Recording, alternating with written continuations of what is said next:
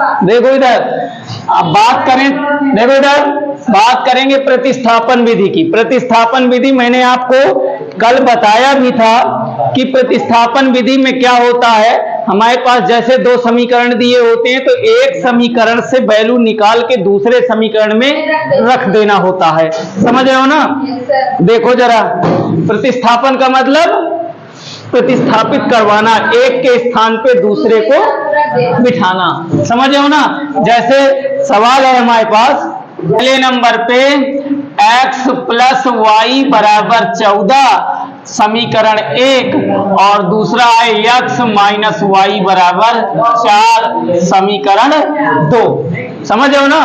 हमें प्रतिस्थापन विधि से इसे हल करना है। तो हम देखो इधर क्या करते हैं, इन दोनों में ये देखते हैं कि हमारे लिए सही कौन सा है। ज्यादातर चांस ये बनाया करते हैं अपने हिसाब से कि हम प्लस का मान निकालें, क्योंकि माइनस का मान निकाल के रखने में क्या होता है, माइनस चिन्ह चेंज कराता है जब गुणा करते हैं। इसलिए प्रयास हमारा यही रहता है कि प्लस का ही बने, ऐसा समीकरण चूज करते हैं। समझ रहे हो ना? तो हम इसमें क्या करेंगे, यहां लिखेंगे नाउ समीकरण 2 से।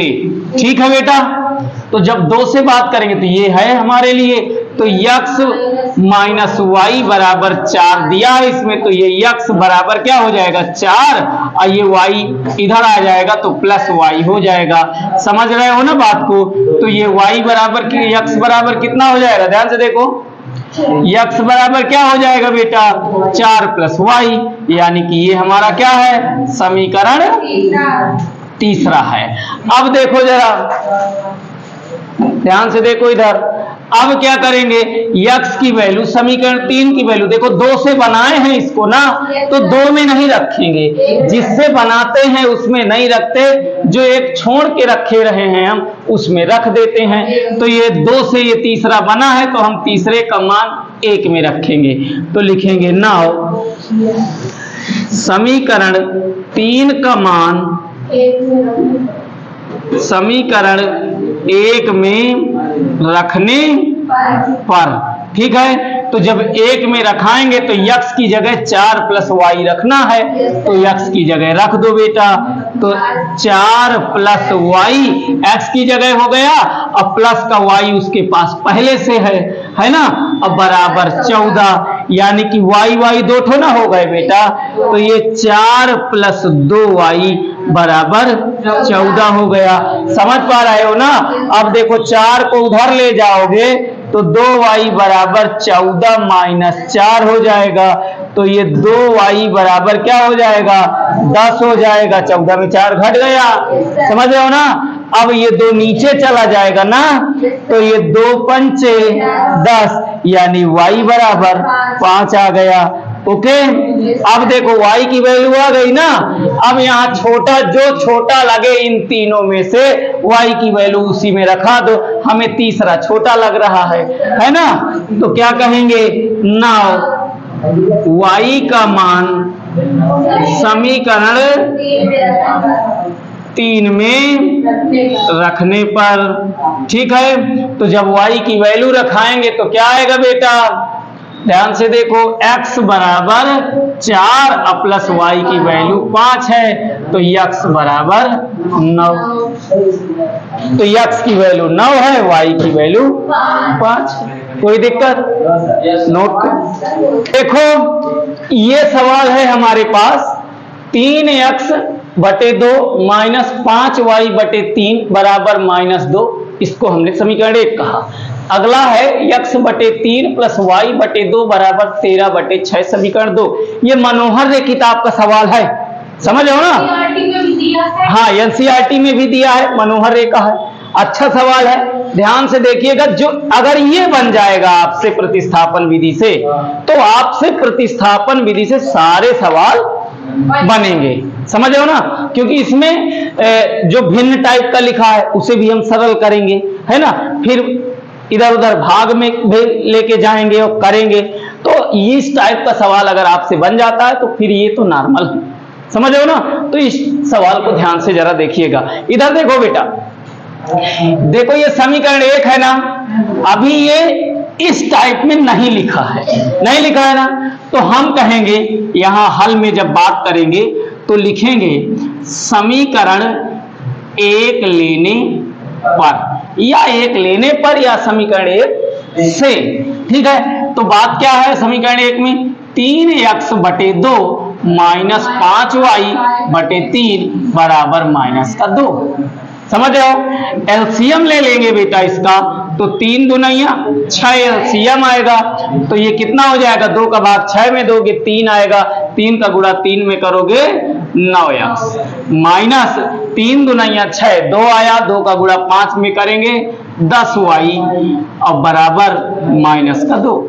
अब ये 6 यहां चला जाएगा कि नहीं चला जाएगा, तो 6 दूनिया 12 यानी कि 9x माइनस 10y बराबर माइनस का 12। ये हमारा हो गया समीकरण नंबर 3। कोई दिक्कत? इसे आप ऐसे करके भी लिख सकते हो। ठीक है, बना। फिर कहोगे नाउ समीकरण 2 लेने पर। ऐसा क्यों कर रहे हैं? क्योंकि 2 में भी तो बेटा भिन्न टाइप में लिखा है, इसे हम इस टाइप में बराबर में बना लें। समझ रहे हो ना बात को? तो देखो क्या हो जाएगा, ये जब लिखेंगे इसे x बटे 3 प्लस y बटे 2 बराबर 13 बटे 6। इसका एलसीएम ले लो बेटा, 3 दूनिया 6, समझ रहे हो ना, तो 3 का भाग 6 में दोगे 2 आएगा, 2 का गुणा x में करोगे 2x प्लस 2 का भाग 6 में दोगे 3 आएगा, 3 का गुणा y में करोगे 3y बराबर 13 बटे 6। देखो ये 6 का गुणा ऊपर हो जाएगा कि नहीं, तो जैसे ही इस 6 का गुणा ऊपर करोगे तो यहां लिख जाएगा और ये 6 इस 6 से कट जाएगा। तो क्यों वहां ले जाके काटते हो, एक लाइन बढ़ाते हो, आप यहीं से काट दो, कोई दिक्कत? समझ रहे हो ना बात को? भाई ये 6 यहीं ऊपर तो जाएगा गुणे में, तो ऊपर नीचे फिर कट जाएगा ना, कंफर्म हुई बात ना, तो ये नीचे नीचे ही काट दें, कंफर्म। अब देखो तो ये बन क्या गया, 2x प्लस 3y बराबर 13। कोई दिक्कत? अब देखो हमारा ये समीकरण हमें ज्यादा बड़ा दिख रहा है और ये वाला हमारा थोड़ा छोटा दिख रहा है, समझ पा रहे हो ना। अब हम क्या करते हैं, इसे अभी समीकरण 4 नहीं कहेंगे, कह सकते हो तुम, कोई दिक्कत नहीं, कह लो। फिर कहोगे समीकरण 3 लेने पर या 4 लेने पर, तो हम यहीं से वैल्यू ही ना निकाल लें और कह दें समीकरण ये अगला है चौथे नंबर का। समझ हो ना बात को? तो जरा देखो हम यहीं से वैल्यू निकाले ले रहे हैं, चाहे x की निकाल लो चाहे y की निकाल लो, किसी एक की निकालना होता है, तो हम x की निकाल लें क्या? ठीक है, तो देखो जब x की निकालेंगे तो ये क्या हो जाएगा बेटा, यहाँ 2x बराबर ये 3y उस पार डाल देंगे अगर, तो ये 13 माइनस 3y हो जाएगा कि नहीं हो जाएगा? समझ रहे हो ना बात को? जब ये 13 माइनस 3y हो जाएगा तो हमें सिर्फ x इस पार छोड़ना है, x की वैल्यू लाना है ना, तो x बराबर ये क्या हो जाएगा, ऊपर 13 माइनस 3y है और नीचे पूरे में 2 चला जाएगा कि नहीं चला जाएगा? पूरे के बटे में जाएगा बेटा, इस तरह ये, समझ रहे हो ना। ये हमारी x की वैल्यू हो गई कि ना हो गई, और इसी को कहे दो समीकरण 4। कोई दिक्कत? अब देखो बेटा मैं इसे थोड़ा सा मिटा रहा हूं क्योंकि मेरे पास जगह नहीं है, ये आपको नोट हो गया होगा। इधर देखो ये x की वैल्यू इतनी आई कि नहीं आई। अब हम कह देंगे समीकरण 4 से x का मान समीकरण 3 में रखने पर, समझ रहे हो ना, कोई दिक्कत किसी को है ना? तो नोट करो, इधर लिखो, लिखेंगे नाउ समीकरण 4 से x का मान समीकरण 3 में रखने पर। कोई दिक्कत? समीकरण 4 से x का मान समीकरण 3 में रखने पर, ये मान इसमें रखा दें। देखो जरा क्या है, ध्यान से देखना, जो ध्यान से देखेगा वो आराम से समझ जाएगा। जरा देखो x की जगह पे हमें क्या लिखना है, ये लिखना है। तो देखो बेटा नाउ उसमें ऑलरेडी है ना, इसमें नाउ, और x की जगह हमें क्या लिखना है, 13 माइनस 3y और बटे 2। कोई दिक्कत? फिर क्या है, माइनस का 10y बराबर माइनस का 12। समझ रहे हो? हमने कुछ नहीं किया यार, हमने x की जगह ये रख दिया है, बस। कंफर्म हो गई बात? अब देखो ये 9 2 से कटता तो है नहीं, तो हम क्या करें, 9 का गुणा अंदर करा सकते हैं, ऊपर ही तो गुणा होगा। समझ रहे हो ना बात को? तो 13 नहीं है, 13 का पहाड़ा पढ़ो 9 बार, बोलो बेटा। हाँ, वेरी गुड। 13 नहीं है, 117 माइनस 9 तिया 27y, अब बटे में 2। ये याद रखना, इतना कोष्ठक में डालेंगे। ओके, फिर क्या है, माइनस का 10y। देखो बेटा इसमें बटे नहीं लगा, क्या मैं इसमें लगा दूं बटे? कोई दिक्कत नहीं, लगा सकते हैं। अब बराबर का क्या लिखा है, माइनस का 12। समझ रहे हो? जब इसको हल करेंगे एलसीएम लेके तो ये 2 आएगा, एलसीएम 2 ही तो आएगा। 2 से 2 में भाग देंगे तो 1 आएगा, 1 का गुणा इसमें करेंगे तो 117 माइनस 27y आएगा, वही सेम आ जाएगा। फिर यहां क्या लगा है, माइनस लगा है, 1 का भाग 2 में देंगे 2 आएगा, 2 का गुणा 10 में करेंगे तो 20y आएगा। समझ रहे हो बात? फिर क्या है, बराबर का माइनस का 12 है। कोई दिक्कत किसी को? ये 2 यहां चला जाएगा कि नहीं चला जाएगा? तो देखो बेटा यहां 117 लिखा है ये, और यहां माइनस का 27y, यहां 20y, माइनस माइनस जुड़ जाएंगे कि नहीं जुड़ जाएंगे? तो माइनस के साथ 27 20 47y हो गया कि नहीं हो गया? अब बराबर का ये बेटा 12 दूना माइनस का 24 हो जाएगा कि नहीं हो जाएगा? कंफर्म हो गई बात? देखो बेटा ये माइनस का है, मैं इसको इधर ले जा रहा हूं तो ये प्लस का बन जाएगा, इसको इधर ले जा रहा हूं तो ये भी प्लस का बन जाएगा।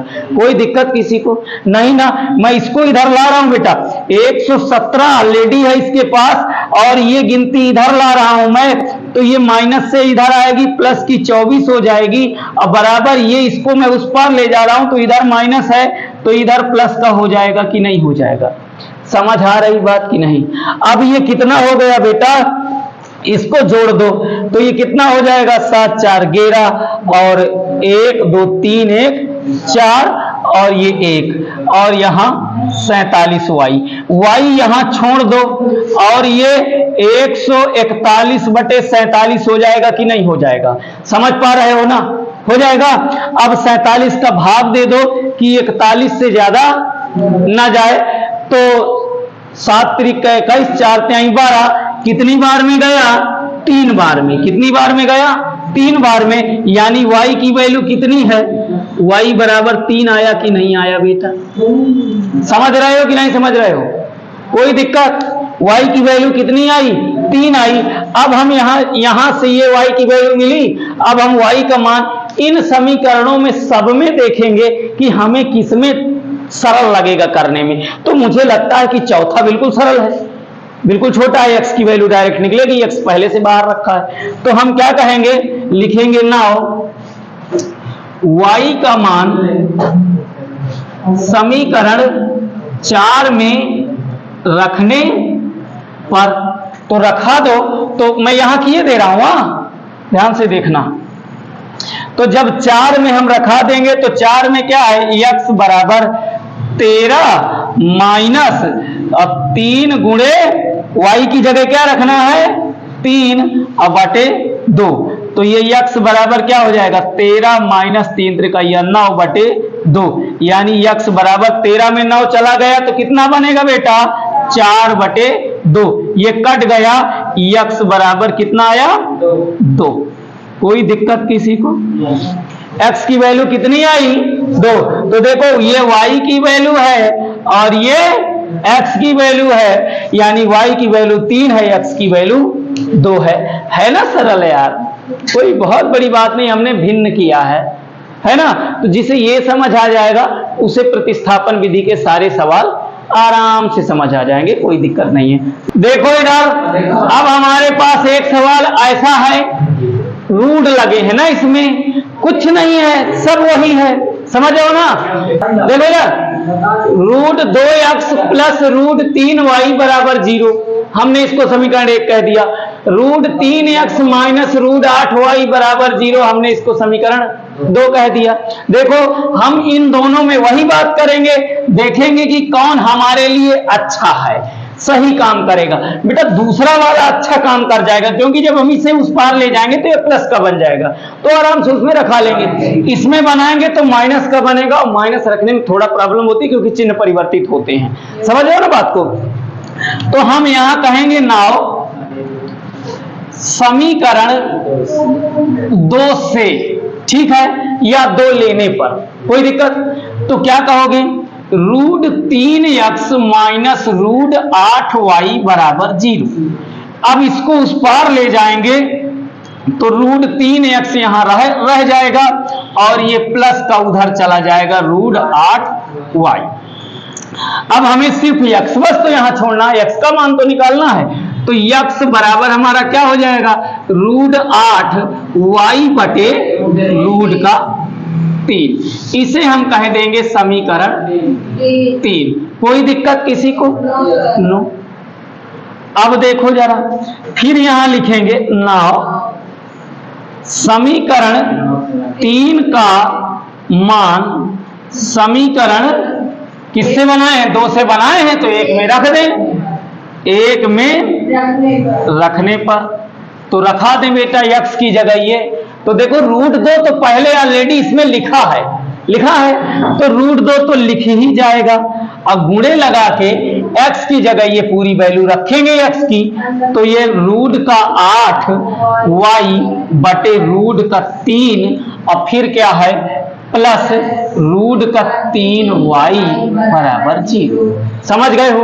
अब जरा देखो, ये √2 है, ये √8 है, जरा यहां समझ लीजिएगा कि √8 गुणे √2 जब हम करेंगे तो ये दोनों छतुरी के नीचे है ना, तो दोनों अंदर चले जाएंगे, 8 गुणे 2 हो जाएगा कि नहीं हो जाएगा? यानी कि ये √16 हो जाएगा कि नहीं हो जाएगा? और √16 यानी 4 बन जाएगा कि नहीं बन जाएगा? समझ रहे हो कि नहीं समझ रहे हो? तो ये क्या हो जाएगा? 4y बटे √3 और प्लस √3y बराबर 0। समझ गए हो कि नहीं समझ गए हो ये बात? कोई दिक्कत? तो मैं इसे मिटा रहा हूं, लिखा रहने दो, समझ लो और कायदे से, ठीक है? तो देखो इसमें बटा लगा है, इसमें नहीं लगा ना, तो हम लगा सकते हैं ना बटा 1 का, सब में लगा होता है यार, है ना? तो अब एलसीएम निकालेंगे, एलसीएम आएगा √3 से √3 में भाग देंगे, 1 आएगा, और फिर 1 का गुणा 4y में करेंगे तो ये 4y आएगा, प्लस यहाँ 1 है और 1 का भाग √3 में देंगे तो 1 का भाग जिसमें देते हैं वही आता है, तो √3 आएगा, और √3 का √3 से गुणा करेंगे तो 3 आता है ना? तो क्या हो जाएगा? 3y। बात समझ रहे हो ना? √3 का √3 से गुणा करने पर 3 क्यों आया बाबू? √3 गुणे √3 यानी कि 3 गुणे 3। अब तुम जानते हो जब 2 चीजें हो जाती हैं तो 1 बाहर निकल आता है, समझ रहे हो ना? तो 3y हो गया कि नहीं? अब देखो बराबर का 0। अब देखो यहाँ 0 है ना, तो नीचे वाले का उस पार गुणा हुआ करता है ना, तो √3 का 0 से जब गुणा होगा तो 0 ना हो जाएगा। तो यहाँ 4y है, यहाँ 3y है, तो 4 और 3 7y बराबर, इसका जब गुणा हुआ तो 0 ही हुआ, तो यानी कि y बराबर 0/7 आएगा कि नहीं आएगा? आएगा। और 0/7 का मतलब 0 में हम 7 का भाग दे रहे हैं ना, तो जब 0 में किसी संख्या का भाग दिया जाता है तो 0 ही प्राप्त होता है। जरा ध्यान से देख लो यहाँ भाई, इसलिए कि हम 0 में भाग किसी संख्या का दिलाते हैं, हम ये तो बड़ी संख्या है, मैं चलो 1 का ही दिला रहा हूं, भाग न गया लब्दिन सिफर दशमलव लगाए 0 बढ़ाए भाग अभी भी नहीं जा रहा, लब्दिन सिफर अभी भी नहीं जा रहा, लब्दिन मतलब 0 ही आएगा ना यार। तो किसी भी संख्या का 7 का तो और बड़ा हो जाएगा और नहीं जाएगा, समझ रहे हो ना बात को? यानी किसी 0 में जब किसी संख्या का भाग देते हैं तो क्या आता है? 0 आता है। इसका मतलब कि 0/7 लिखा है तो y की वैल्यू क्या है? y बराबर 0 आएगा कि नहीं आएगा? समझ रहे हो ना?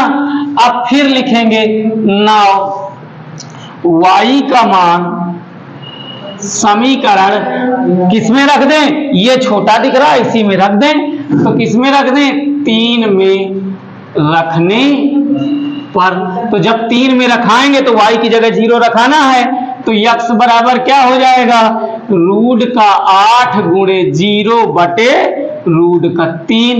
तो x बराबर रूट का 8 का गुणा जब 0 में करेंगे तो 0 से किसी का भी गुणा करते हैं, 0 बटे रूट 3।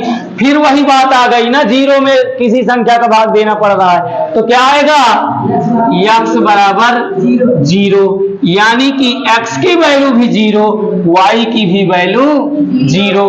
समझ रहे हो? अच्छा, एक बात नोट करके सुन लो मेरी बात, एक बात मैं तुम्हें विशेष बात यहां बता रहा हूं, इसको जरा ध्यान से देखिएगा। अगर आपके पास कभी 0 ऊपर नीचे कोई संख्या, समझ रहे हो ना, ऊपर 0 नीचे कोई संख्या, तो ये जानते हो क्या आएगा, 0 आएगा। और अगर ऊपर कोई संख्या और नीचे 0, तो बाबू इनफाइनाइट आएगा। क्या आएगा, इनफाइनाइट, यानी कि अनंत कहोगे। क्या कहोगे, अनंत। भाई ऊपर कोई संख्या है 0 का, पढ़ो पहाड़ा की वो संख्या मिल जाए, पढ़ते रहेंगे नहीं मिलेगी, यानी कि अनंत बार पढ़ना पड़ेगा तब जाके मिले, तो मिले, नहीं कौनो जरूरी नहीं है, यानी कि अनंत बार पढ़ना पड़ेगा। इसका मतलब अनंत अपरिभाषित है, इसको हम परिभाषित नहीं कर सकते हैं। तो अगर ऊपर 0 नीचे संख्या तो 0, ऊपर संख्या नीचे 0 तो अनंत। बात समझ रहे हो ना? अब एक बात और सुनो, कभी अगर ऐसी कंडीशन आ जाए कि ऊपर कोई संख्या हो जाए, समझ रहे हो ना, और नीचे अनंत हो जाए, समझ रहे हो ना, तो भी हमारा 0 ही आएगा। समझ रहे हो ना, क्योंकि अनंत बहुत बड़ी संख्या है। ये कितनी भी संख्या होगी, 5, 10 हजार, 10 हजार, लाख, 10 लाख, लेकिन फिर भी ये इतनी बड़ी संख्या है कि अनंत इसे अपरिभाषित है, हम जानते नहीं हैं, तो इतनी बहुत बड़ी संख्या है। इसका मतलब तो हम यही तो कहेंगे, भागने गए लब्धिम सिफर, भागने गए लब्धिम सिफर। समझो ना, तो ऊपर संख्या नीचे इनफाइनाइट, तो भी क्या आएगा, 0 आएगा। समझ रहे हो ना, कोई दिक्कत? और एक बात समझो, अगर ऊपर अनंत और नीचे कोई संख्या हो जाए तो फिर भी यहां क्या आएगा, अनंत ही आएगा। समझ रहे हो ना, क्या आएगा, अनंत ही आएगा। कोई दिक्कत किसी को? तो ये बातें आप नोट कर लो। समझ रहे हो कि नहीं समझ रहे हो? अच्छा, इनमें 0 भी कह सकते हो। 0 देखो, 0 की बात करेंगे ना तो ये संख्या 0 ही मान लेंगे। यहां पर अनंत के साथ जब बात करेंगे, अनंत के साथ जब बात करेंगे तो संख्या को 0 मान लो, कोई दिक्कत नहीं। समझ रहे हो ना बात को? कोई दिक्कत? ओके, तो ये इंपॉर्टेंट बातें नोट कर लो, ये 4 ठो।